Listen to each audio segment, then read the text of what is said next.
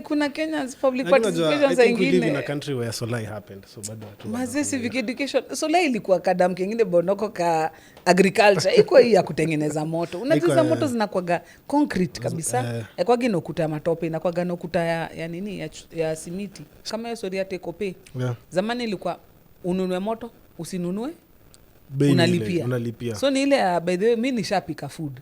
Ugali iko ready. Ukikula sawa. Ukikata kula shida yako. Sawa. 200 yangu utanipa. Mlichukua mashamba kitambo, mkieka ma transformer, mkieka ma substation kadhaa. So mko na tu parcels hapa na pale. Na in today's world hiyo ni value. Ni kashilingi. Hello and welcome to episode 29 of the Mufasa podcast. Kwa majina kamili naitwa Denzel Minor, and this time we're dealing with Africa's brightest board chairperson. Chairman. Tuko naye ndani to talk about KPLC, the transmission company, the power company, the charging company that takes care of your electricity, na wanachunga pia bill yako. Tuko hapa kuongelea maneno pia ya electricity bill among others. With me is the lady herself, Joy Mdivo. Karibu sana kwenye show. Hiyo ndio nimepapata mpaka tumefika. Inabidi. Sawa. And before we start our show today, the African quote of the week comes from down south, South Africa, Mzanzi, and it's from the Zulu tribe, and they say this: the day you stop learning from the bush is the day you stop eating from the hunt. I repeat, the day you stop learning from the bush is the day you stop eating from the hunt. People should know the industry. And with that, Mama, karibu sana kwenye show. Asante. So let's start with the amazing journey that KPLC has been on since 2022. You guys came in when bado books zilikuwa on the record losses statement. Now the books are reading positive statement. People are making a profit. Kindly talk to us about what that has involved. What does it mean to get a company like this from the red to the green? Thanks so much for having me. First and foremost, pia mimi niko na msemo ya Kiafrika. No matter how short a man is, he can still see the sky. So the main reason is that even with Kenya Power, it doesn't matter how remote or where you are in this country. We are one company that has got a presence in every single county, in every single corner of this state. Yeah. Whether you're on grid or off grid, we still find a way of making sure that every single Kenyan gets a drop. Yeah. Now, this comes with a lot of upheaval, like you said, and a lot of costs. And for a long time, I think the hard decisions were not being made, or were being made but were not having the desired effect about the stability of the company. So like you said, when I came in, the company was in the red. One of the promises of the Kenya Kwanza government when they were campaigning was that they were going to make Kenya Power operate as a commercial entity. So one of the first things that the EPRA did, EPRA is the regulatory authority, was to go ahead and give us a cost-reflective tariff. What that means, we were allowed to sell the power that we buy, at least covering the cost of what we buy it at. Okay. So before, because of trying to get as many Kenyans as possible to be on the grid, we were selling the power for much less than we were buying it for. And so, of course, common business, it tells you, nikibae na do kidogo, alafu niuze na do mob na make profit.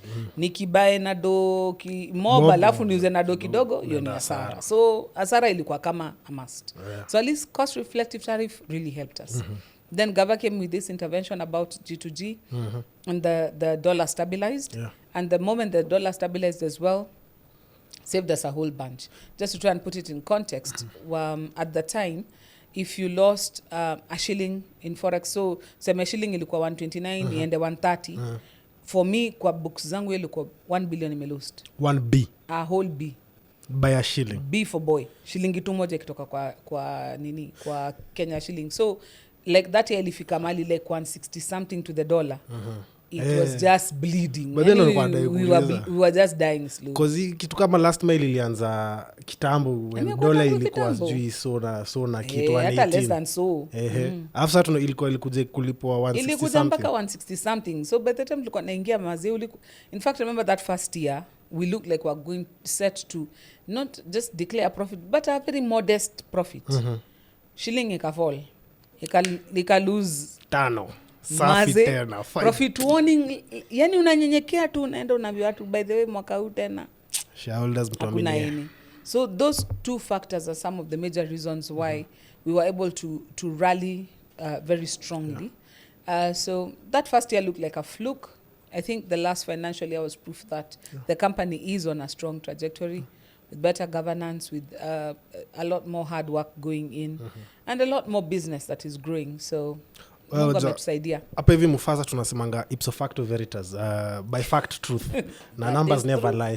Share price yenu inaonekana pale NSE. Share price iko smarter. Nafanya fiti. Kama mtu ajanunua by the way sijui nangoja nini. Chukua kura na ununue share KPLC. Nakwambia. Hiyo ndio uradi. So let's talk about Kenya Kwanza pia. Walikam gava wakasema one of the main problems they see pale KPLC ni kuna a lot of government interference. Kuna gava tu mingi inaendelea hapa. So tuongelesha about what measures imechukuliwa since then about that, and tunasikia kuna 4 new directors mazee wanaingia kwa board. What does that mean, especially sahi when you're restructuring? So one of the first things that the government did, like I told you, was to tell EPRA, set a cost reflective tariff. That was very important because now at least what we could buy for, we could sell for. So if you increase your efficiency kidogo nini kidogo uko na ka profit angalau umeokoa kitu. So ili tusaidia. Second thing the government did, before you had you could have a pronouncement, for example, that power will be connected at 15,000 bob regardless of where you are. Now, to be honest, your OSCANI, somebody is paying for it, and usually it's the company that would pay for it. And our shareholders actually would pay for it because they're the ones who are not getting a profit on their investment. So once they stopped doing those pronouncements, hapo ikasaidia sana. Gava pay katusaidia na hiyo story ya kununua mafuta. Yo G2G buying directly from the government of Saudi Arabia rather than buying through somebody importing and selling to us. Cutting out the middleman, hiyo pia iliokolea a major deal because there are parts of this country where the only way we're giving them power is if we run diesel generators. So cost yangata ili stabilize, hiyo iliokolea pakubwa. The other thing pia ilitupatia ni kutuatia nafasi at least ya ku-expand. So hata kama kuna last mile na kuna hizi zingine za gava initiatives, pia sisi tumekuwa aggressive na kutafuta ma-customers na kujaribu ku-expand customer base yetu. Niyo pia imesaidia pakubwa. So bado kuna challenges hapa pale, lakini I think we're in the right direction, moving in the right direction. Okay, cha muhimu kitu kwanza nimepick kitu nasema ni expanding the customer base, which talks about how centric the customer is to your experience currently. Tukisoma strategic plan yenu for the years coming ahead, one of the major pillars mnaangalia ni customer satisfaction na kuwa customer centric. Talk to us about how much effort you make into this field, na pia unajua KPLC walikuwa najulikana kama like penye ulikuwa na interact nao ni msewa mita. So how's in the digital age could transition from when msewa mita ndo alikuwa your customer guy to Adisai? First and foremost, lazima ni admit by the way customers wetu bado wako na pain kiasi. Hapo lazima ni apologize by the way, wacha tu niseme tu sorry. Kuna venye bado Mungu anatusaidia, mtatuvumilia tu. Lakini tunakaa mtu. We're getting better. Sasa at least ukicall simu itapikiwa. Kuna resolution at least. Alafu pia stima ikai sana after email lost. Cause sasa hiyo watu wako na kuna targets kiasi. Juu tulifika mahali tukarealize by the way pia culture organization ni kama watu wako na hiyo mentality ya kazi yetu ni kuuza moto. Ilikuwa nikaa kazi yetu ni kuconnect moto. So mtu anakuambia anda kam kesho. Sasa ukiambia mse by the way, hiyo donate ilale hapo hivyo hiyo usiku kucha uja connect. Inatoka wapi? Nani anakulipa? Watu wakaanza kuteleza by the way kuna ngori haya. So sasa unapata at least watu wamechangamkia hiyo aspect ya we are a business. So that has helped. But also moving to the customer centricity, we realized our growth is not useful if you don't have people to consume it. In Kenya, we don't store a lot of power. So ile imegeneratiwa, lazima iuzwe. So kugenerate demand is a big part of what we do. And by that, lazima tubembeleze customer, tumtreat poa. We are really struggling right now to napata reliability ya grid, haiko vile iko supposed kukua. So that unstable grid kiasi, it makes us lose some of our major customers because I mean if you can afford uko na kakitu kwa mfuko so utaenda utafute solar utafute generator ujitoe. So unapata saa ingine ina to cost but we are working at it. For sure. We're really working at it. Nakam kuongelea grid tu sahi lakini bado kwa historia ya consumer tuseme kuna consumer kwa Moyale ina make sense kutumia probably some engines kumfikisha stima vile unasema G2G, fuel, diesel kumfikishia. Kuna consumer ako Nairobi, kuna consumer ako next to Olkaria, kuna consumer probably ako Webuye huko mwisho Malava, kuna consumer ako Namanga. Say wanalipishwa stima the same rate, wanatumia the same input ya stima, ama mwenye ako probably next to Olkaria analipishwa less kushinda ule mwenye ako mbali. Aishinge kwa Ngata kuzi unajua Ngata inakuwa hivyo, wala sio kwa Mombasa wanakunyanga Ngata cheaper kuliko Joanna transport cost. Lakini sasa sisi we are one grid. So unapata kila mtu payment is the same. So what happens is kuna bands. Kuna domestic 1, 2, 3. So domestic 1 ni watu wa lifeline. The guys who consume less than 30 units a month. Those ones in fact to sell power to them less than when you sell last we sell power to them less than what it costs to produce, because we are considering kama na consume less than 30 probably when mse uko mali autumii moto mob ni bulb moja ni moja so we that one they are given a lifeline. But the moment umecross umetoka 30 umeingia 31 unaingia domestic 2, so them their band is a little bit higher. I think it's almost 12 bob something. Just for relational purposes 30 units ni ka 1000 hivi si ndo? Less than 1000. Less than 1000. Alafu sasa kuna saa above your range. So kicross tu kidogo unapata by the way hapo Ngata yako inaenda up quite a bit. And that's why unasikia mtu anakwambia nilikuwa na buy nini ya sotano na siku hizi nikibuy sotano it doesn't last because your band changed. And you know with us unfortunately once you ukishavuka ushavuka baada kunaga kurudi haina band. Always sema next month narudisha lower than 30. Ukisha classify as a higher band once ushaenda higher band hiyo story umeenda kiendaga. Because usually what happens is this, sasa tunakuwekea moto mara first pengine uko na 2 bulb na una charge tu simu. Lakini unakaa kidogo unajikakamua, unaweka microwave, unaweka instant shower, unaweka heater, unapata by the way hata mtu yuko na TV, yuko na computer. So your nani actually your consumption increases. So guys sometimes I think fail to do that correlation. So when mtu kama Steel Devki akisema analipa 900 million Kenya Power, si ati tunatumia same steam na yeye, hatuko on the same one. Watu wa domestic ni yao D1, D2, D3. Watu wa industrial pia wako na yao. So vile analipa ni different na nyinyi. Na industries wako na pia incentives zingine kidogo kama time of use. Kama ukichange useme unatumia usiku, you get your power a little cheaper than the guy who's using during the day. So unapata for example watu wa kucharge electric buses akina Basigo na kina nani. Wengine wao wanapenda kufanya kazi usiku juu. They get it at a slightly cheaper rate because that's when you need to ramp up a bit of demand. So kila mtu na kiatu yake lakini grid ni moja, so tunasaidiana. So last question ya financial books, alafu sasa tuingie maneno ya grid. Tuko in the space where government is looking to offset some assets. Na KPLC ni kampuni moja iko na very broad asset base. Now adi MD kuna point alikuwa amesema to manage the books kuna just selling of just enough assets to offset some debt. So kuna MP alikuwa nazua bunge anasema government assets on paper hazikwangi valued. That's true. For the right thing. Na zikiingia kwa kitu kama NSE ina value short term market returns over probably the value of the asset book. So how do you protect then consumers or KPLC ama shareholders of KPLC from selling probably an asset alafu the company valuation inaanza kuteka hit? Mali tulimefika sahi actually the board yangu imekuwa very insistent about anything that's going to be disposed has to be valued at market value kabla iende. And so I think there's a time ulikuwa nasikia nikaa kuna story tulikuwa supposed to dispose of certain transmission lines. Hapo ndo mali ilikwamia. Juu watu walikuwa nakuja nayo book value anakuambia inatuambia hapa hivi yenu ni 2 bob. Naambia hapana, ukienda kwa market utaiget na 10 bob. Si tunataka 10 bob. Sasa mwenye alikuwa na kama akaona by the way biashara itaweza. So ikabidi aishie. So with us as a board we've been very insistent. If you're going to get rid of any assets, especially on the guise of helping the financial position of the company, it has to be valued at market value. And once the valuation is done, hiyo ndo tunatumia kuprice. Na hiyo story imesaidia kuprotect because it's true, you find, especially because most of our companies are like a century old, they've been there around for a while.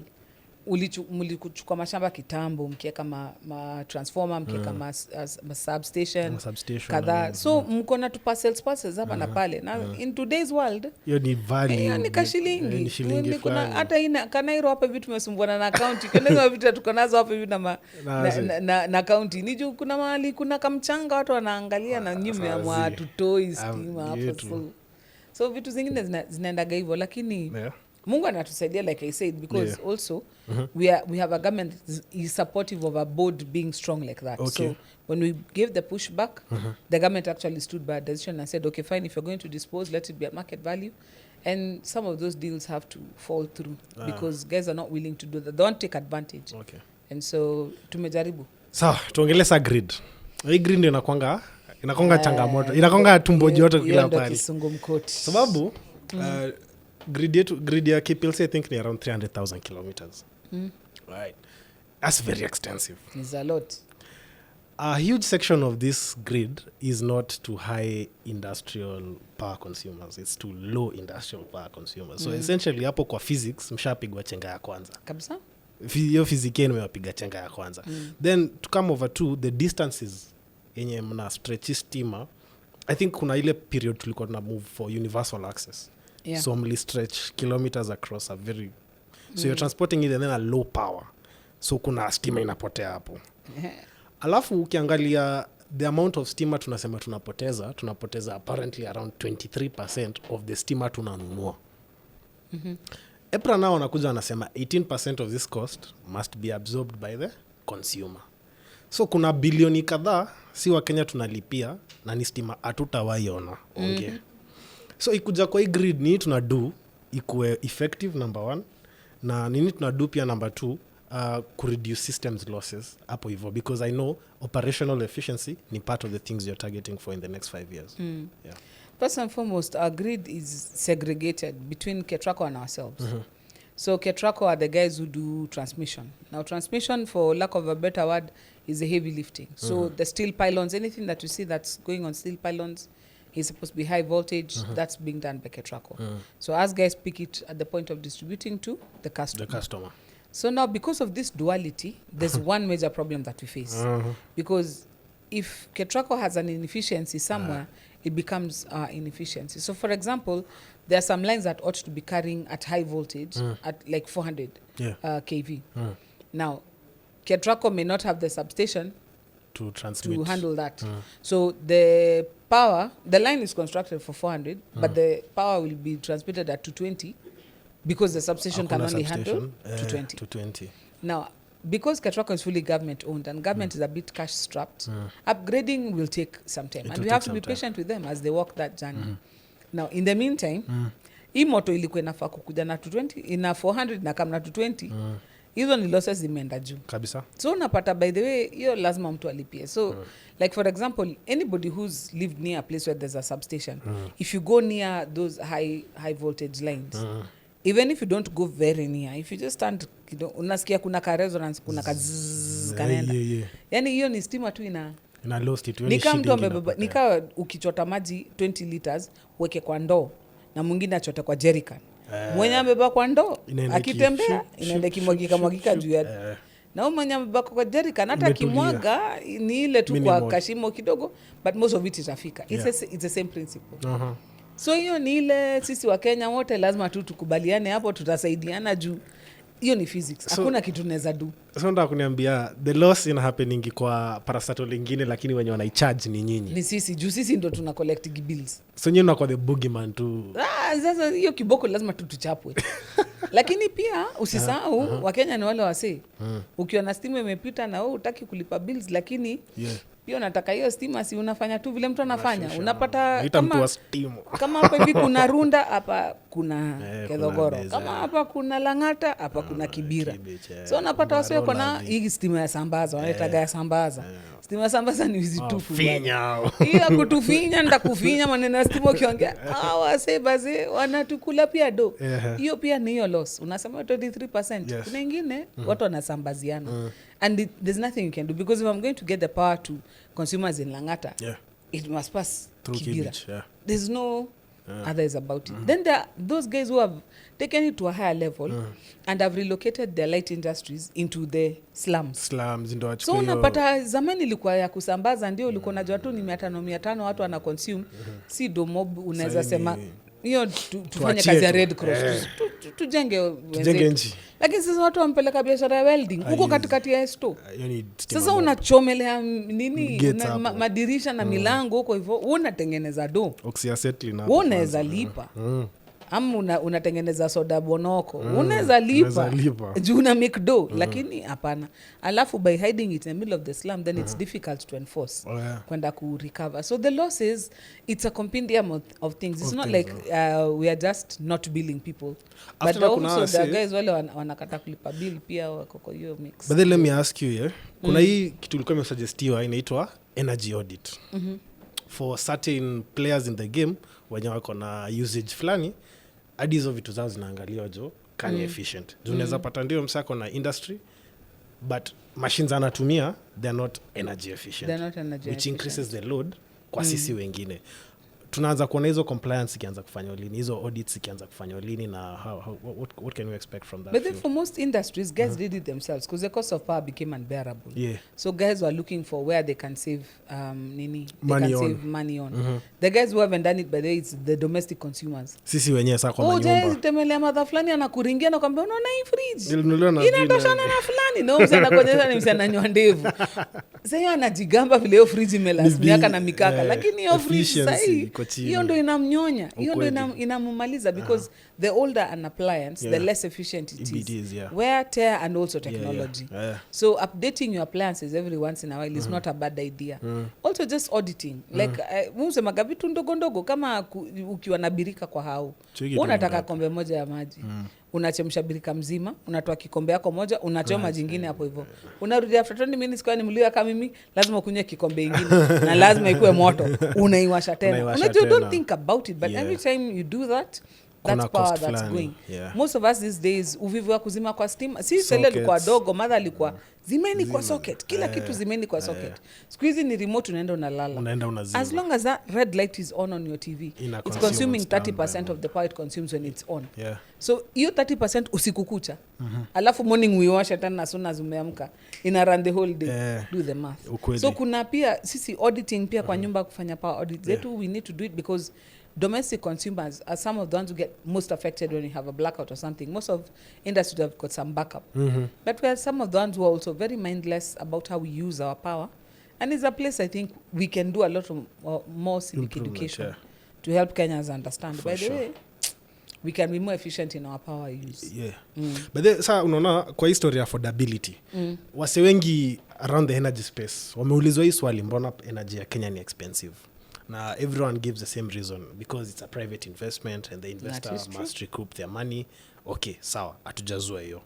Lakini sasa when you look for more details into like how these contracts in a car, what hits you is the IPP wall. It's an independent power purchasing agreement. So please demystify this space for us. IPPs na do a lot kusaidia country ku generate capacity fulani. So what goes into an IPP agreement? When tunasikia terms kama pay or take, what does that mean? What does that mean and what does that take to the cost? First and foremost, we need independent power producers. We can't survive without them. Government doesn't have enough money to generate at the pace at which our demand is growing. In fact, wacha tu nikupaintie picture kabla hata niingie kwa history nyingine.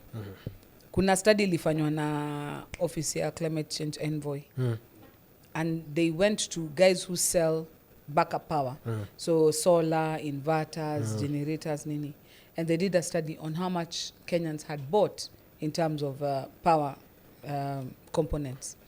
And what they discovered is that Kenyans had bought components worth 10 gigawatts. That is 10,000 megawatts. Our peak, what I was telling you, are not a monopoly. Our peak is 2,411 megawatts. Na hiyo ni ile wakati stima imeitishwa sana. Ati tumeitisha stima yote, stima Pro Max ni 2411. What Kenyans have bought for themselves is 10 gig. 10. If even half of that is being used, that's 5. we've already gone round twice. Tumezunguka mara mbili na Wakenya. That tells me demand iko juu. Iko high. Hata kitu nasema ni peak demand, hakuna kitu nimedu. That's why unapata Kenyans wana complain juu guys have more use for energy than the energy is available. So you find, for example, if you looked at our books this year, our slowest growth was in industries. It only grew by 3%. Because most industries now, they would rather have stable power. Many of them are actually going to captive power. They're generating power themselves. So EPRA has licensed about 700 megawatts for guys to just produce for themselves. Wale wamesema tu by the Rosafi, it may be more expensive, lakini me power for me, it's not about the cost. It's about the availability. So to the ordinary consumer, it seems it is expensive. Because in Kenya, we are a capitalist economy. You pay for what you consume. Other countries, now when I see people comparing us, for example, with Ethiopia, with some of these other countries. Because I was about to go there. The Mwananchi may not pay for it, but someone pays for it. Their Gava subsidizes. So you find that for them, the dynamics is different. It's different. Then for us, like you said earlier, we are the customer-facing side of the energy sector. So anybody who's working in the energy sector who needs revenue for their services uses us to collect on their behalf. That's why unaonaga unaambwa token amount, umebuy thao, token amount ni so sita, so ine, ni warma, ni EPRA, ni fuel, sijui forex, sijui nini. As in, ile do unanige by the way, unanige 10 bob, mina chukua 6 bob, hiyo 4 bob ingine. Watu wengine anagana huko hivyo. Juu, mina wakolektia. So if I was only charging you for the power, ungekuwa nalipa 60 bob. Lakini juu sasa lazima nisaidia wase wengine pia ndo wako pia mahali, inabidi ni wakolektie. So in Kenya, the dynamic of charging and paying for power is very we are capitalistic, so you pay for what you get. But there's also the element of cross-subsidization. So like I told you, the more power you consume, the more expensive it is. And so you get to a place where we are helping the guys who are, for example, on Lifeline. Because the Lifeline consumers don't pay us enough. Ama wale waseweko kwa tupeleke moto kwa kijiji. Tumeenda magarini. That's the first time wanaona moto. Unaona gezo pictures za Prezo yuko ndani ya nyumba ya matope. Umse unajua iko saa ingine ameka hiyo bulb moja ya 5 watts. Do you know then even register on the meter? Juu hiyo inanyonya kidogo, ni energy saving to a level. Hiyo mita anaweza kana hiyo 200 aliweka, anaweza kana miezi 3. Niambie ni biashara gani nado? Lakini bado yuko. So that's why the cost of power in Kenya is really high. Is there something that can be done about it? Yes. Definitely. We've learned lessons. The PPAs that we are negotiating now, the power purchase agreements that we are negotiating now with the IPPs that we are onboarding. Kumekuwa na moratorium, so hatuja onboard for a while. But ukianza ku onboard sasa unapata by the kuna discussion. Kama hiyo story ya take or pay. Zamani ilikuwa ununue moto, usinunue, unalipia. So ni ile by the way mimi nishapika food. Ugali iko ready. Ukikula sawa. Ukikata kula shida sawa. 200 yangu utanipa. That's how it was with some of these power producers. So and so you find it became difficult, especially if you can't absorb the power, ama hakuna demand, bado unalipia kitu ile hujatumia. So we are trying to be a bit more pragmatic about it. Kuna at least ile tunaweza tuseme hii base tunaweza hiyo inaweza kwa take or pay, lakini ikifika hapa lazima ikuwe demand driven. Na hiyo inasaidia kiasi. Pia the pricing pia tunaongea at least saidieni kidogo, some part of the money chukua na dollar, part of the money chukua na Kenya shilling. Juu pia kama deni yote unachukua na dollar, unajua hata Kenya na tubiligi na dollar, imagine. Ndio wanashangaa by the way. Hakuna mtu tu dollar tu bill na Kenya shillings. Like is it a possibility to start buying electricity in Kenya shillings? Hiyo kamati ya roho chafu. Haiwezekani. The main reason by the way, na si kwa ubaya, but sasa kama umenunua solar, kama ni solar unatuzia solar energy. Si kuna certain stability in its production line that you can hedge a bet against. Solar stable. Hiyo ni jokes. Solar is not stable. Unaona kama sasa hivi ile kuna kajua, solars wote wananipatia moto smart. Inaingia kwa grid imefurahi na mimi. Cloud tu ipite. Luminance. Sasa hata usiku imeingia. Cloud tu imefunika kajua. Ni hivyo. Zote. Kwanza unajua graph inaangukaga hivi. Na hydro ina perform aje? hydro inakuwa much better. Juu unajua ni stable. Once turbine imeanza kutana. But climate change ina like how are the dams, like water reserves level? Tunakumbuka zile dams zilikuwa ziko down. Most of the hydro plants zilikuwa either they're producing less than capacity ama they're not producing at all. Lakini sasa most of them maji iko poa zina produce. Because nilikuwa naona energy grid yetu ni quite hybrid na the lowest power probably comes from hydro hapo hivyo. But you know also we don't have as many cascades as we could. That's why the building of dams is important, because dams build the water to a level you can have them fall at a meaningful cascade that it can produce power. But in Kenya, dams have also gotten a bad rap. Utasikia, hizo ndo zinaleta flooding. And actually the opposite is true. It helps mitigate flooding. But mase kuna Kenya's public participation za ingine. I think we live in a country where Solai happened. So bado watu. Mase civic education. Solai ilikuwa kadam kingine bonoko ka agriculture. Iko hii ya kutengeneza moto. Unajua moto zinakuwa concrete kabisa. Kwa gino kuta matope na kwa gano kuta ya nini ya simiti. So Kenya Power inajipata in a situation where kuna let's say excess demand ya stima probably than what iko kwa capacity to produce. Okay, so let's start looking then at what alternatives we have. Kuna time nuclear ilikuwa imeproposiwa. I don't know what you think about that. How badly do we need that? I mean, actually, let's put it this way. On a scale of 1 to 10, where 1 is not urgent and 10 is critically urgent, how bad does Kenya need a nuclear power, solar energy? Yeah, it's critically urgent. The reason is this. Like I told you, as it is, demand has outstripped us 4 times. So to even catch up with how much power Kenyans need, we are 4 times out. It's a miracle that we even keep our lights on through the night, to be honest. Because by now, vile tumekuwa tukienda mazi, in fact somebody told me, the lights being on in Kenya, it's blood, sweat and tears. Because maze we are playing catch up on a daily basis. Sasa speaking of lights being on, hatuna excess, hatuna nini, yani ushakuwa uko mwisho wa lami unamaliza moja ukianza ingine, hapo ndo tuko na moto. So it's urgent. So juzi kuna pali Nkara Esa alisema watu watarajie load shedding. So unajua one of the few things siwa Kenya tunakuwa tumejivunia over South Africa ni that ni mko na mambo mingi na bado hamnanga stima consistent. Na sisi tunakuwa na stima consistent. That is true. So how in an era where expensive, how this expensive is this, like is stima expensive, to try to bring on as many power purchasing agreements as possible na bado tuna look at load shedding. What's the situation looking like currently? Sasa kuna power purchasing agreements pia zimekam juu kuna moratorium na parliament, lakini kumekuwa na COSAP zimesainiwa hizi za solar na zinasaidia this during the day. There's production.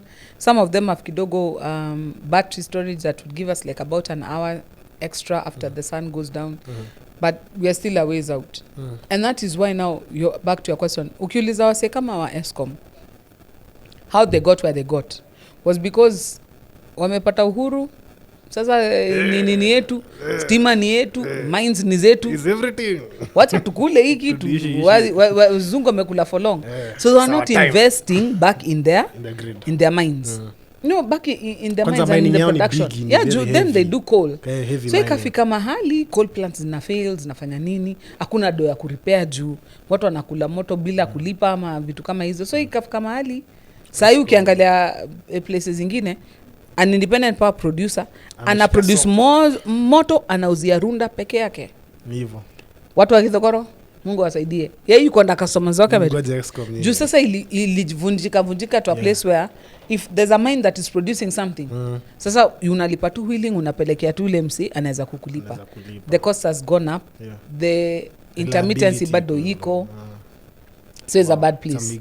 With us at least we are where we are because kuna mtu alijaribu at least kushikilia kila mtu together in one grid. We've tried to invest a little bit in the grid, but the grid needs a lot of updating. KETRACO are working hard. They need to work a lot harder. Sasa ile deal ya Adani ilidedi by the way, watu wengine kama si tulilia machozi. Niulize hiyo deal kwani ilikuwa imesi. Unajua but they were so lipi. Okay, acha nikwambie tu cha ukweli chini ya maji. Sisi wenye tulikuwa nje, sisi tulikuwa unajua kitu tulikuwa nakuja na jina Adani is a big red flag at the time.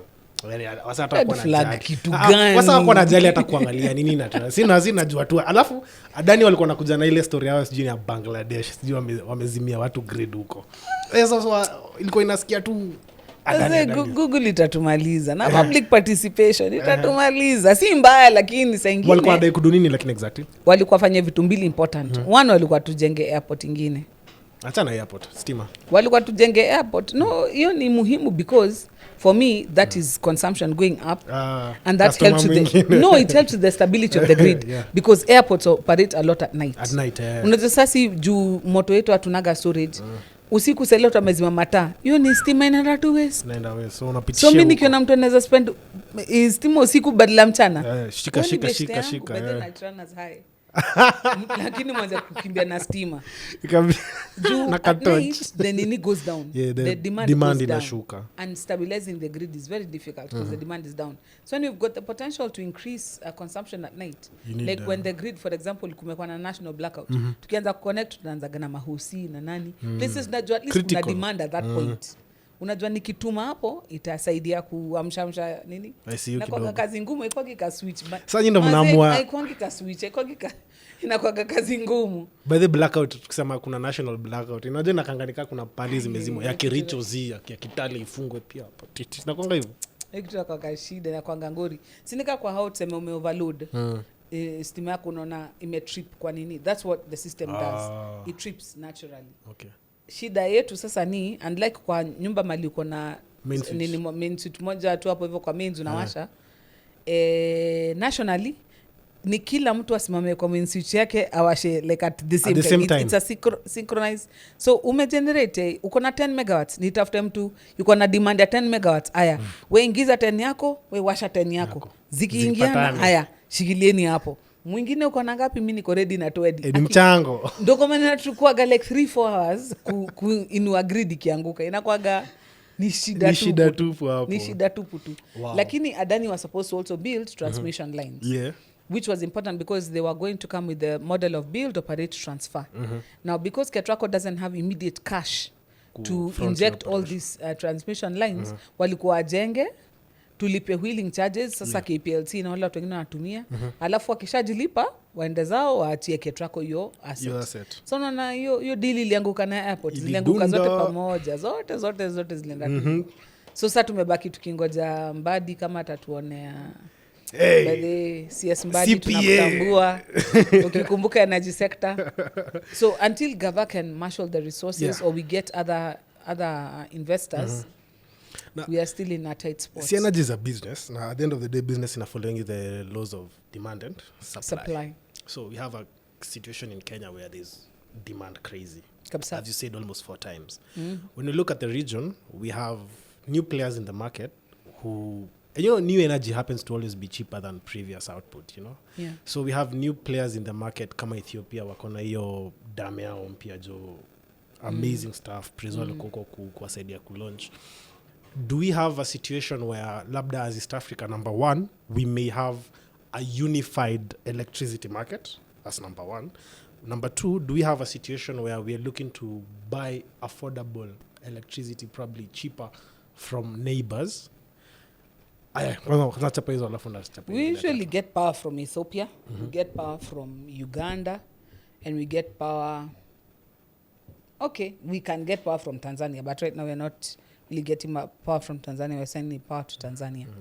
Now, in these troubled times, we are sending power. Sini mabishti zao bana. Na kuna ile moto, vile umesema about the East Africa power pool, kuna ile wanabai kutoka Ethiopia, wanatumia lines zetu kupitisha inaenda kwa saa. Najua ni biashara. Unajua mkikosana mnakosana vitu zingine, lakini biashara hapo we don't mix business with politics. Nilicheki tunajenga line from Isinya to Arusha. Is that part of that? Because even in the East African power pool, those corridors have to be built. Potentially, we could even be generating power in Ethiopia and selling to South Africa. South Africa, yeah. You can wheel it all the way through the various countries, just pay wheeling charges, no fikisha South Africa. So in an era of where Africa is aspiring towards a unified market, and especially unifying the logistical challenges, kiangalia supply chain vile ziko broken, is a power pool, like your power pool place moja yenye wasona pool power for the rest of Africa. Is that the solution going forward? Is that a solution to power up Africa as a whole?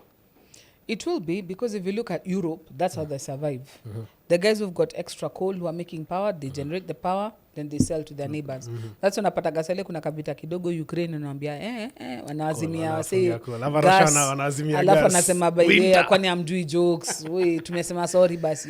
Walizimia Germany gas winter unapata hivyo ndo vile watu wamesurvive ujirani mwema.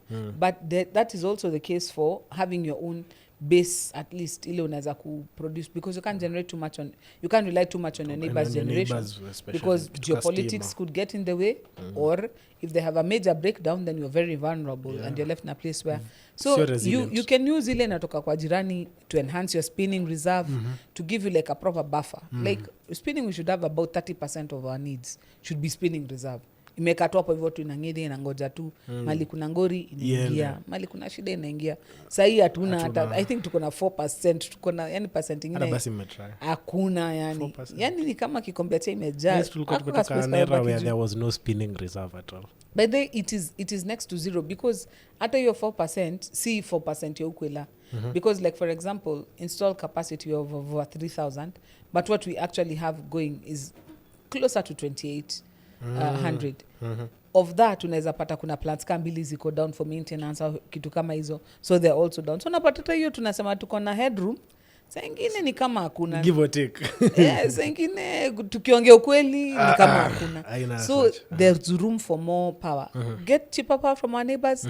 That is a possibility. Okay. Right now we are constrained, like I said, the grid line. Hata kama mtu uko kwa stage, kuna watu wanangoja kupanda gari, lakini hakuna gari utadu. Watakatopo nangoja tu gari kama. Ama uende stage nyingine. Hivyo ndo vile tuko sasa. Juu Ethiopia ndio have all this capacity. Hata Uganda pia weko na dam. Pia TZ wamejenga yao pia. Kwanza walijenga local na University of Dar es Salaam as a consultants. They international funders hata hawakuamini ati mnaweza jijengea. Na walijengea wakamaliza. So our neighbors wako na moto. Grid yetu. Aezi beba beyond your 3,000 tuko nayo sahi. So we need more lines, we need more connectivity. There are places that need to be connected to the grid. Northeastern is still not connected to the grid. There are places where tuko na grid lakini bado hatujaweza kumaximize, kama Western Kenya, ukiangalia Nyanza, ukiangalia Busia, demand is so suppressed. Our say yani tukile lines kesho watu wako connect wako wengi, juu bado penetration haiko high. So grid pia inatuangusha. So hata kama jirani kwa na moto hatuwezi vuta juu mtaipeleka wapi? Hatuna vile tunaweza kufikisha kwa customer. So the grid stabilization, upgrading, modernization is a top priority. So KETRACO at it na pia sisi we at it. So Ebony Elizabeth, how much in terms of percentage does the government hold in Kenya Power? 50.1%. Or still a majority? We are still a rare majority. That makes you a parastatal bado. Yeah, we are still a state corporation. So ikienda 49 sasa kesho tu wakifanya tu kamoja kaenda. Percentage kamoja kaenda. Tumekuwa ka private company hapo hivyo. Wow. Tunaweza taanza kuomoka sasa, tunaweza wacharge ile, lakini hatuwezi fika hapo baby. Bado ipra wako. So collection efficiency yenu nilikuwa na cheki iko within the range of 78%, 79, which means for every 100 shillings that you're due to collect, mna collect around 78 of them. So kuna 12 bob mnapoteza. Hii 12 bob inapotea wapi? 22 actually 12 bob. Wewe mnapoteza 10 nyingine. Hii 22 inapotea wapi? There's a bit, it's a mishmash. First and foremost, Kenyans, we're not very good at address systems. So unaishi hapa leo, kesho unahama unaenda pale, unahama unaenda pale, unahama unaenda pale. So guys leave bills behind. Alafu unapata pengine landlord hataki kugarimika. Hakuna kitu kuacha tokens kwa base ulikuwa unaishi. Hiyo sasa unajua kitu tutafanya ni kuenda era ya smart metering. Niende na tokens zangu. Ndo tunaweza kupatia credit and we can give it back to you, alafu unaweza tumia mali nyingine.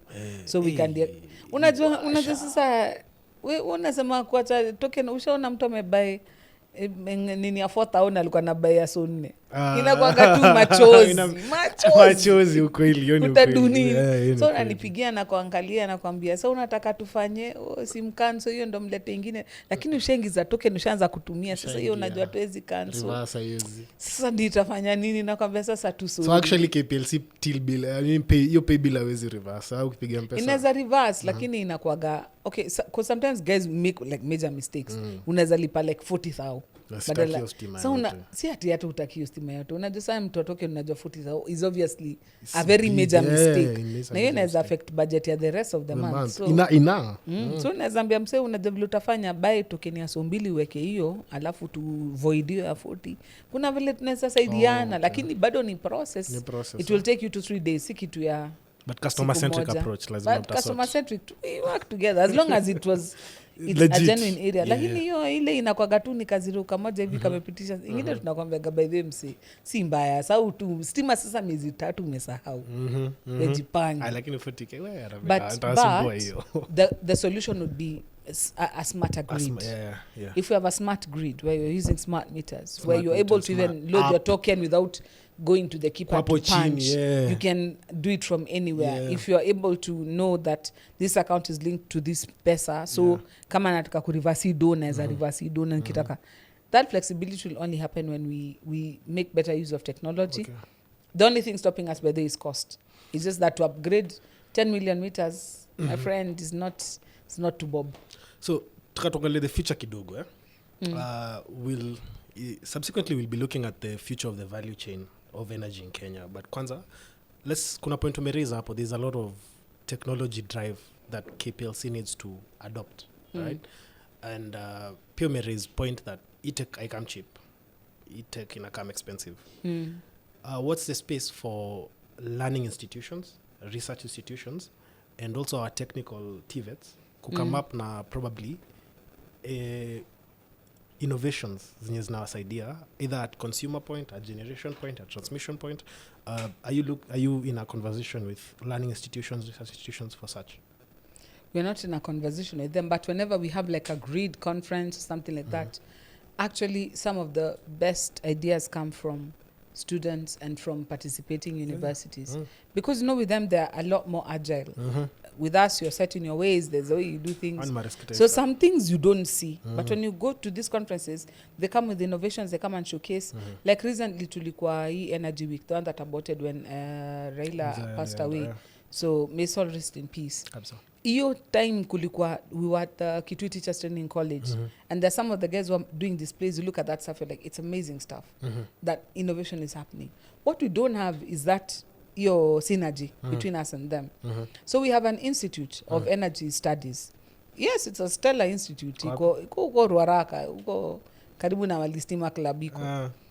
Now connecting that with maybe our local universities and yes, having an incubation system where if let's say it's JQAT students and they're coming up with something in the e-cleaning, e-cooking space, area, ama e-mobility, that we can incubate them and help them to go to market. Those are some of the things that are aspirational. But so ukikuwa na hii shida ya unataka tu stima tu iwake. Sengine kuna vitu zingine si uongea tunachangamkia, lakini ukifika kwa ground issues za kwa different zinataka inataka collaboration. Being a state corporation, we also need approvals. We need concurrence with the parent ministry. We need concurrence with our biggest shareholder who's treasury. Sometimes wanaangalia naambia hatuna do ya kuwaste na vitu kama hizo. Nyinyi concentrating na vitu vingine. So it's somewhere that we could go, but we usually throw the challenge back to the schools and tell them, us guys are here as guinea pigs. If there's something you can moot, and then you come and we give you a kamali ka proof of concept hapa hivi muone kama inawaka, si tunaweza wasaidia juu hiyo nini kishika inaweza, it can be the next M-Pesa kabisa. Juu sahi nitakwambia kitu kama meters nini, si ati hiyo technology ni hard. Hiyo technology iko, lakini bado tuna import parts, tunajengea hapa, tunakuja kushikanisha hapa, lakini bado tuna import parts. After nikiangalia hizo meters yetu ziko na a very long way to go in terms of being digitalized. Like the system itself is digitalized, but the interface itself is very analog. So bado kuna scale of innovation to come on that thing. Sasa tuongea sasa tena kuhusu your strategic plan. Nilicheki hapo hivyo mmeandika kuna kitu mnaita non-core revenue. Na mna target over the next 5 years it will move from 0.6% to 1%. Probably, what is this and what does it look like? It's a bit like what you're talking about with the schools, getting into, charging piles, or you're talking about production of e-cooking and other. So it's business that's not selling power. So our main business, sisi ni supermarket ya kuuza moto. So now you're talking about, in addition ya kuuza moto, utakuwa pia tunauza smoky pasua, utakuwa nauza nini. That's the non-core revenue. Right now the biggest non-core revenue we have is fiber cable. No, we sell optic. Dark fiber. With us guys we sell dark fiber. What does dark fiber mean? Everywhere you see stima zetu zinapita, one of the cores that's passing, one of the needs that's passing through there is a core for fiber. So you find the guys who supply fiber to your house, who now provide what is called lit fiber, will draw the dark fiber from us. You guys. So pia nyinyi internet ISPs chini ya maji. So ndo naona vile gava ilikuwa inasema inataka last mile fiber ifike mpaka last mile to every market, to every it's running on KP because tayari kila mali kuna kikingi. So mnaanza policing hapo teketeke. Bas. So hiyo tu sahi ndo tunaweza sema tunafanya as basically non-core revenue, ile tunaweza sema inaleta kitu major. But most of the others what we do is just have to ride, the partners ride on us. Okay. So utapata wale watu wanauza hizo induction cookers ama nini na nini, will showcase. Bado tunakuaga na kale ka kitchen pale hivyo electricity house tao. Nakumbuka ile yule mama alikuwa yule mke nyumbani mali alikuwa anapika kinawa mikono. Kinawa mikono. Hiyo studio bado iko. So inakuaga na ka demonstration center, watu wanakujaga na watu wa shule wanasoma. But hiyo revenue si kitu tunaweza tegemea. So fiber is maybe how we can get you to 1%. Beyond 1%, the future will tell. Kenya iko na very ambitious plan.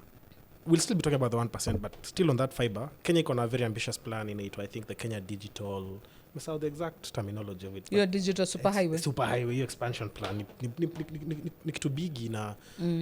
Are your poles the main? Hiyo ndo gava inatumia, yes, to run the digital superhighway. Jumazi mefika chuo karibu zote. We're the implementing organization. Wow. So your tender ni kama tulipewa na communication authority. Nayo.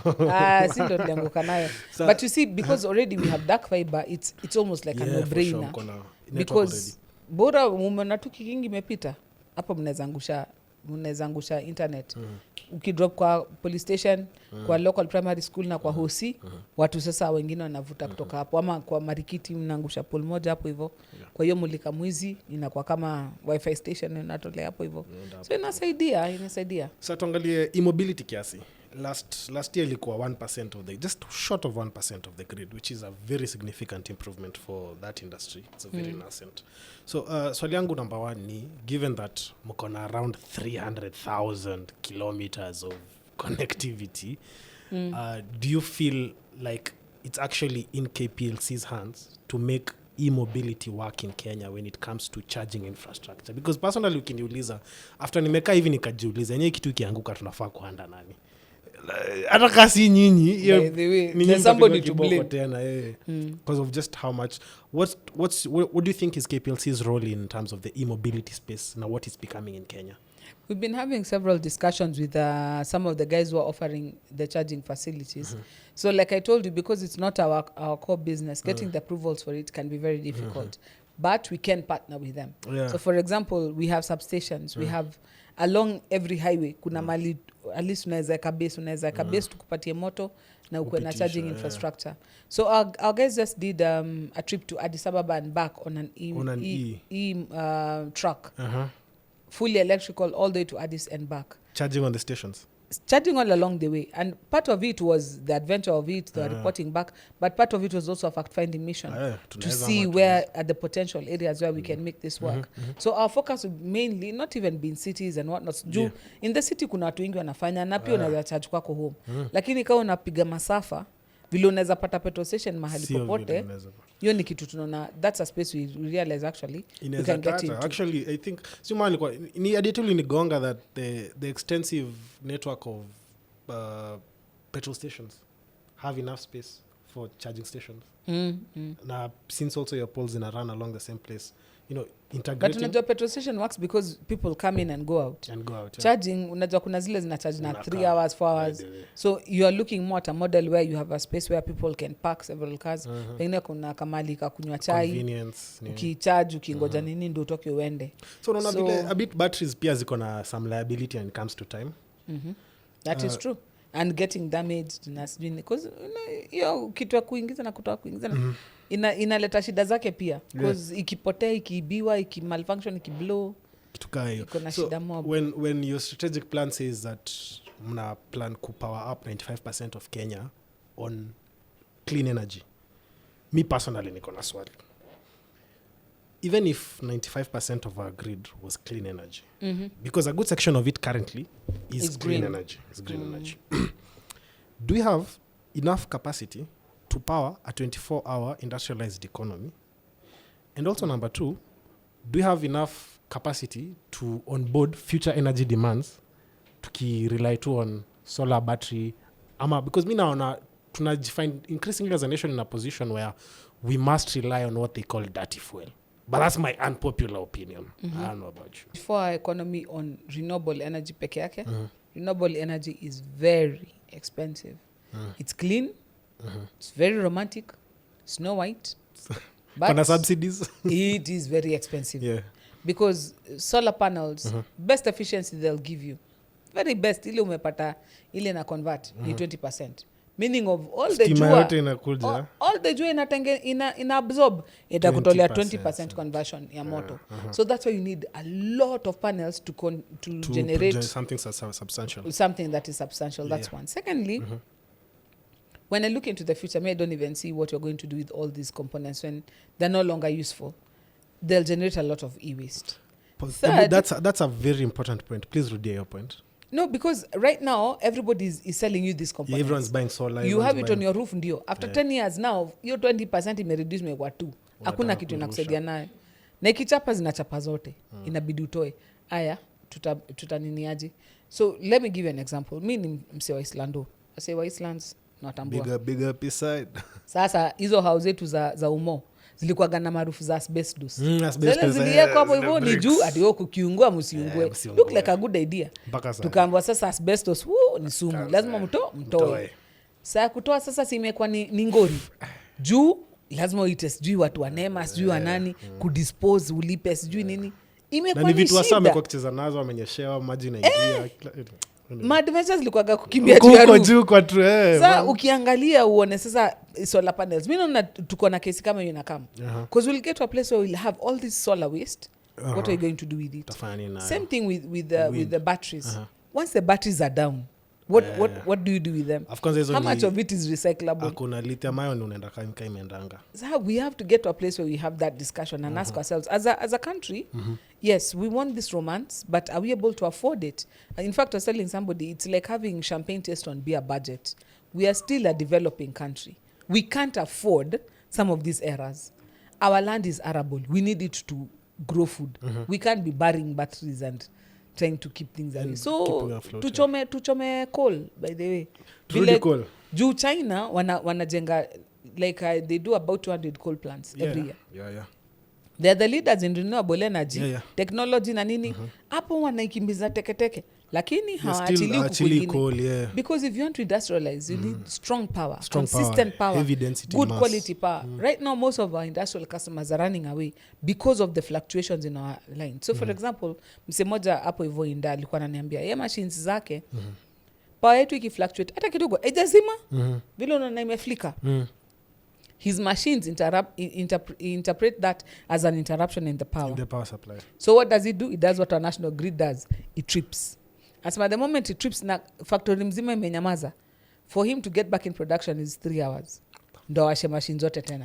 So ka uko mtu wa biashara, hiyo ni biashara gani unafanya na how many times do you see your battery, your light flickering?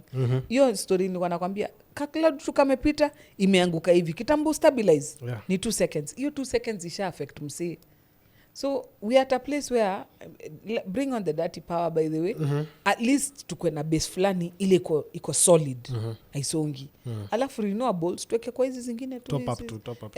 Kwa shawasha mataa hapa na pale kuran funds na vitu rahisi lakini industries hata wanaweza tunaweza tengeneza a separate supply grid.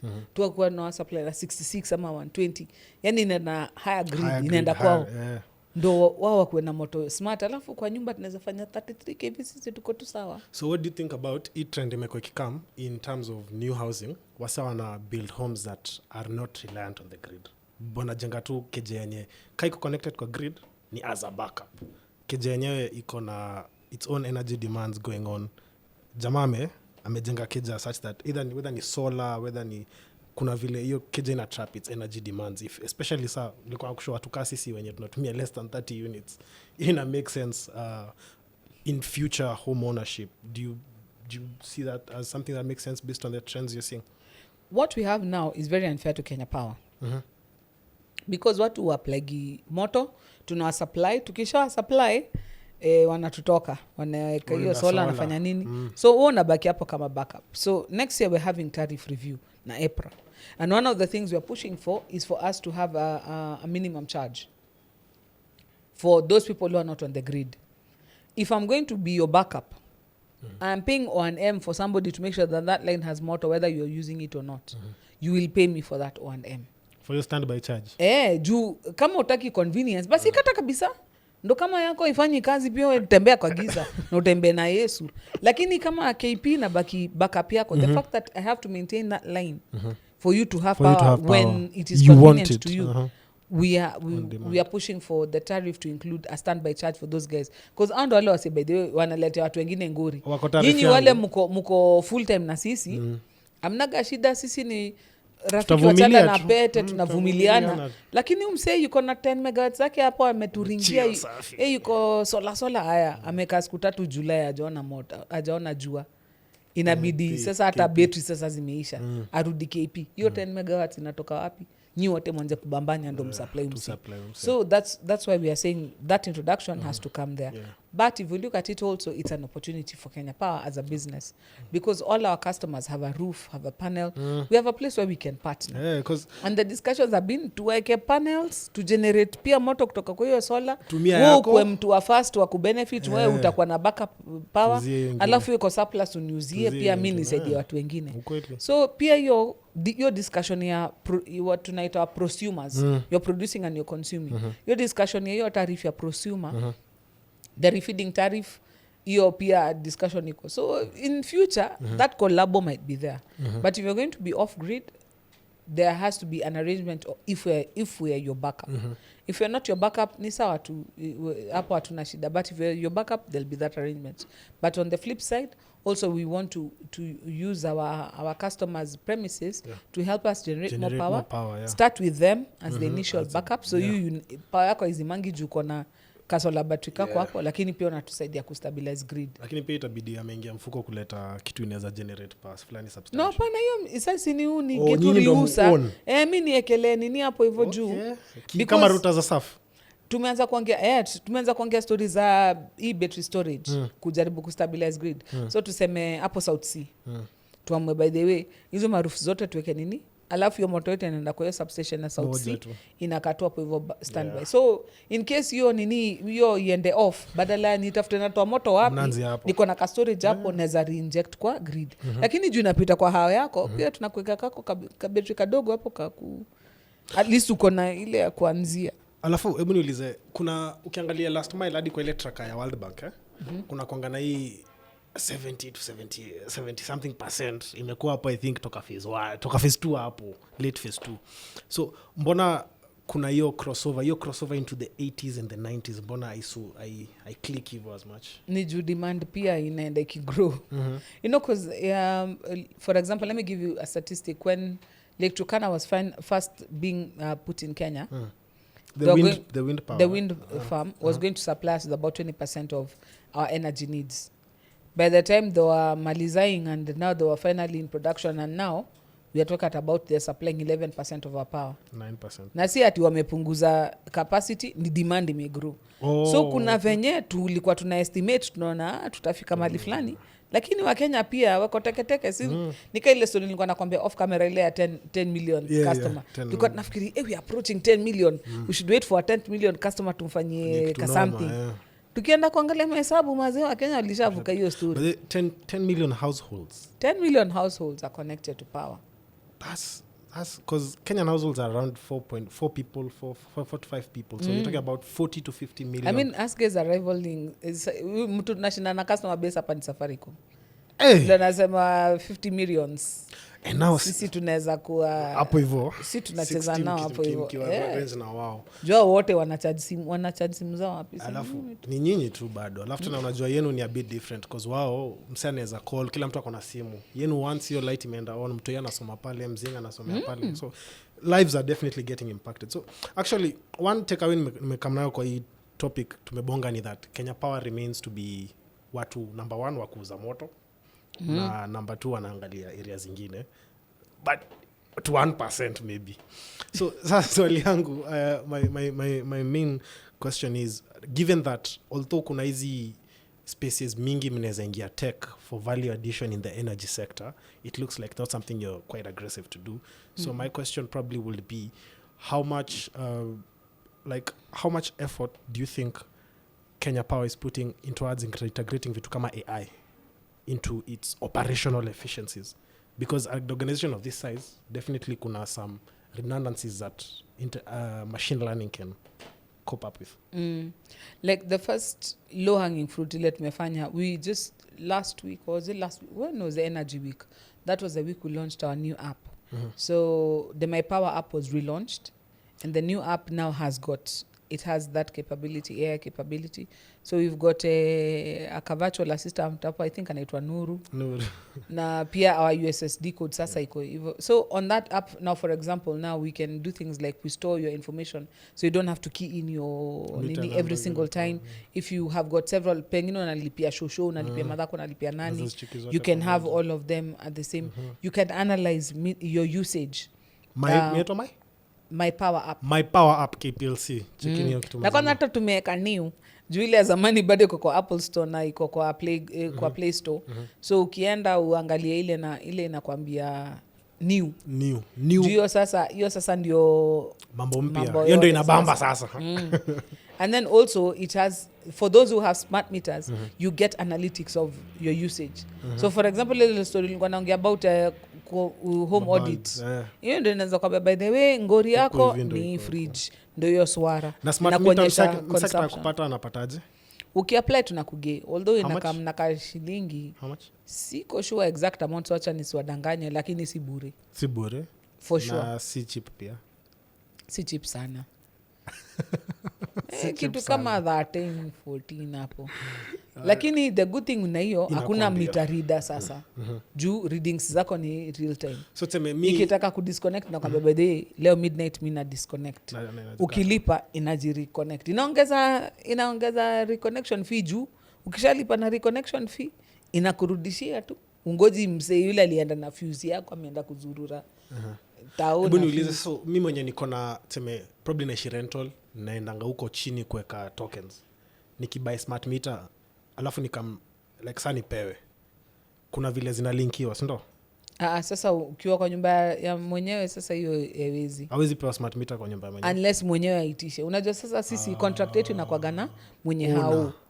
So mwenye hao ndo lazima atake. Juu kuna hata watu wanataka token, mwenye hao yeye anapenda hiyo yake ya bills. Ya bill, okay. Hata ukitaka tukuwekea tuwezi kukuwekea juu sasa mwenye nyumba ataturuka. So ongea na landlord wako poa. Landi ndo shida. Landi by the ndo shida. Sawa. Mimi nafilia episode imekuwa complete genje moja safi sana. That's your camera. Unaweza angalia dunia, waambie kitu chochote dai kwa show. That's up to you. By the way, najua Kenya Power tunakuaga na mauchungu na Wakenya. Nataka tu mjue, by the way, we are really working hard. We are trying to improve how we deliver services. But over and above that, Kenyans, we are growing. And because we are growing, tutavumiliana. Because eventually, we will get to where we need to go. But musikufe moyo, most of us who are in the energy sector are really committed. People are working hard. Like my company, we are over 10,000 employees. Kengen iko na wengine kama 3,000. KETRACO iko na wengine. So there are many men and women who are working very hard to make sure that the lights don't go off. Lakini over and above that, mali utaniona, nipe maua kama uko na maua, ni sugue ngotoko uko na ngoto. Zote tu, na lot of Asante sana. So we come to the wrap-up of episode 29 of the Mufasa podcast. Mine is a very big shout-out and a big special shout-out to all the Kenya Power and Lightning Company workers out there. Those ones who burn the midnight oil, wenye mnapiga 24-hour shifts, wenye mnachapa overtime, mnakuja kwa makeja zetu and godly hours, mnaraukia pia imboka. Mine is a very big shout-out to you, and I want to say service to country is made up of moments like those. Tukiwaangalia sometimes mnaweza ona nika wasea waocheki kitu, but wasika mimi mna to inspire, because it's a saying behind the saying, I vow to thee my country, all earthly things above, entire, whole and perfect, the sacrifice of my love. It is such actions, such devotion, such delivery. And that is Kenya Power and Lighting Company. For you people, this is Joy Mdivo. For you, the chairperson. Chairman. Zote. Ni zote bado. Ni chairman. Sawa. Chairman, Kenya Power and Lighting Board. Mimi ni wenu, Denzel Minor, and as always, the saying for today was, if you stop learning from the bush, you shall miss out on the produce of the hunt. Thank you. Good night.